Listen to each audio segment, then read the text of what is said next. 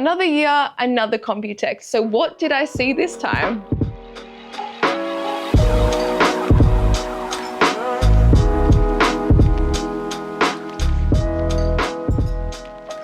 MSI hosted me again this year, and they showed a massive range of product from their MAG, MPG, and MEG lineup to GPUs, motherboards, laptops, monitors. They launched these new branches of their brand last year at Computex, and I think they are a great way to establish the great product, the better product, and the best product that they have. So let's kick off with one of the hero items, the Vision X AI PC. This is a part of their MEG lineup, which is MSI Enthusiast Gaming. It wouldn't be Computex without some form of AI incorporation, right? Those letters are important in this day and age. And this PC incorporates that with this hugely over-the-top case that does have a full touch display on the front of it. And that gives you full customization and access to apps, all at the press of a tap of the screen.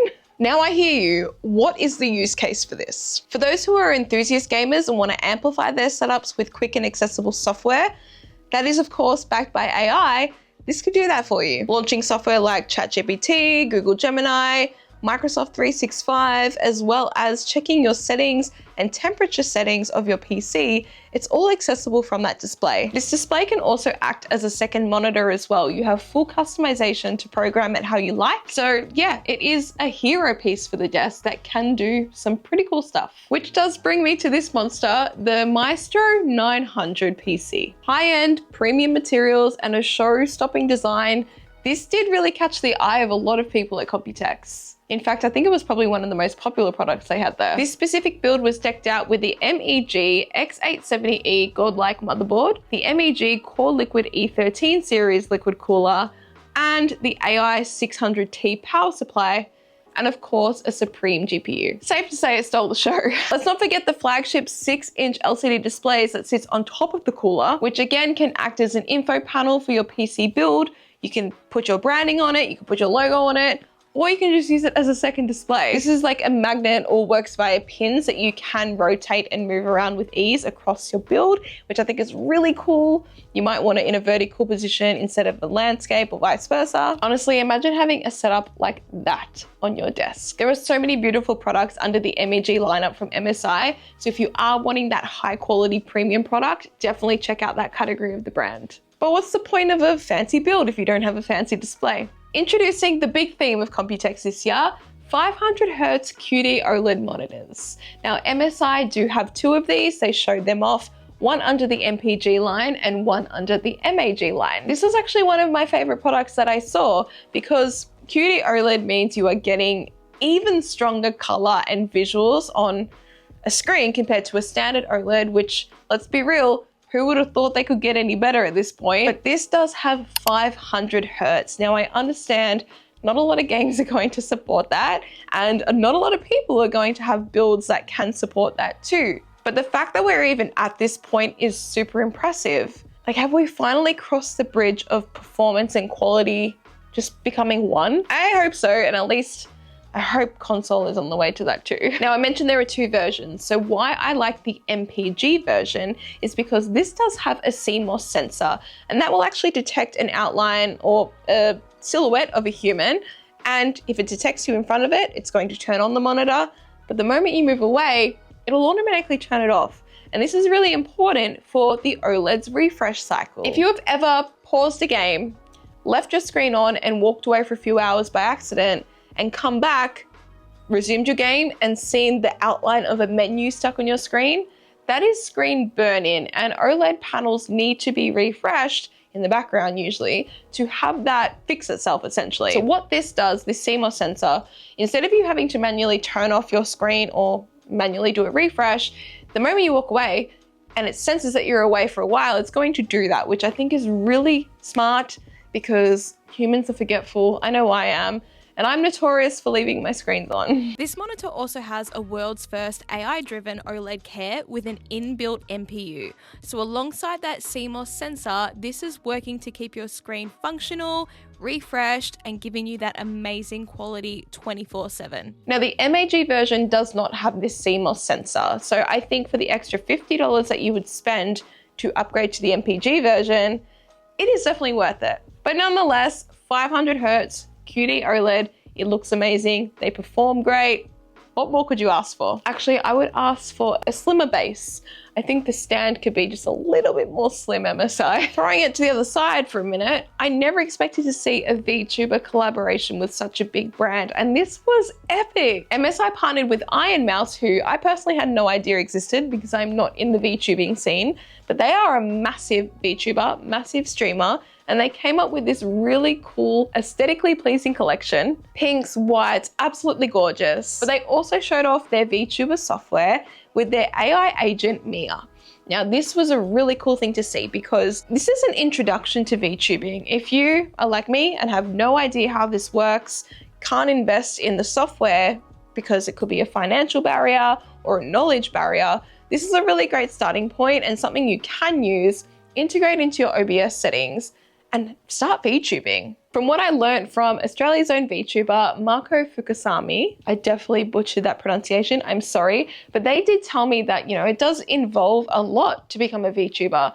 People don't think of the costs that you pay for software, for designs, paying artists, modeling, all that sort of stuff. It does add up very quickly. So if you can use a software like this to at least get you started, I think from an accessibility point, this is really cool. But moving on, parts galore, of course. We have GPUs from the gold titanium, which I never expected to see, as well as the return of the MSI Cyclone GPU. Absolutely beautiful. I absolutely want one of those in my next PC, even though I probably won't see it because I don't want a transparent case, a glass case. Another cooler that I really liked was from the MPG lineup, which was the P13. Now this did have a 2.1 inch LCD display on it as well, where you can customize and add your own logo or temperature settings, but it's in this gorgeous white that looks really simple to connect. So I'm calling that one out specifically because it did look really pretty. And of course they did have their mini ITX motherboards as well under the MPG line.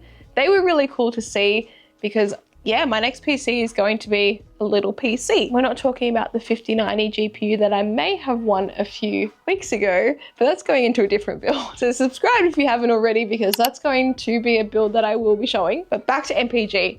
Mid-range, still brilliant product. They look amazing. I'm sure they work well too, but there was just such a big variety. Even with monitors as well, they do have their dual monitor in the MPG lineup. Jumping in here to say that I jumbled my words a little bit. I am meant to say a dual mode monitor. This monitor does have two modes, which includes 4K at 160Hz and Full HD at 320Hz. So this is a great display for every kind of gamer out there, but does have a big focus for esports players. That allows you to change to Full HD or 4K with different refresh rates, which is really good for the esports scene. It is fact that a lot of esports players would rather a full HD panel with a much higher refresh rate and one that they can kind of like zoom in and get closer to in their games. This was a really cool product. If you don't want to go down the OLED path, you do have an option like this. But where I think a lot of people are going to put their money is in the MAG lineup. In this economy, we know things are expensive. We know life is hard right now. But MSI's MAG lineup is still a fantastic product at a much more affordable price point. You're still going to get products that run smoothly. It's just targeted more for, I guess, like people like me, those casual gamers that still want performance and still want the ability to upgrade if they want to, but they're not gaming necessarily all the time. And for those of us who still want an aesthetically amazing looking PC, back to that point, aesthetically, they're clean. We've got back connector motherboards. We've got LCD panels, again, that you can mount to your case and customize with your branding or other information. This one I liked in particular, and I thought this would be great for Twitch chat. For those of you who can't afford a second monitor or have the space for a second monitor, you've got this little guy here that you can use. I think that is really cool. Honestly, there is a lot to be excited about for the MSI gaming category, but what about for those of us who are just general PC users or wanting to build our businesses out? For my own personal experience, the MSI Data Mag has been an SSD I absolutely love and adore. Just so you can see, I'm currently using it right now. But this is an SSD that is MagSafe compatible and can work with iPhone and shoot 4K 120, which is fantastic, but is a device that has incredibly fast transfer speeds with 20 gigabits per second USB-C. Now, MSI have doubled that and made a 40 gigabits per second SSD and USB-C. That is insane. I can't even like think of how fast this is going to be. A really great product and one that I want to call out because I use mine all the time.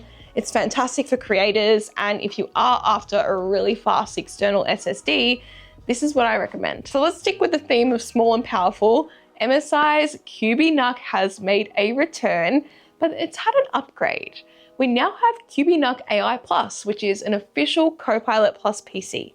This is really cool. It does have a Copilot button on the external casing, as well as a fingerprint scanner, external power button that is accessible from the side, unlike Mac Mini. Does have Intel Core Ultra chips inside, and of course extra ports you may need, such as a micro SD card slot or a 10 gigabits per second USB-A. Now this is really cool to see because it is slightly bigger than the model I saw last year, but they still have their standard small version, which does have AI in its name now.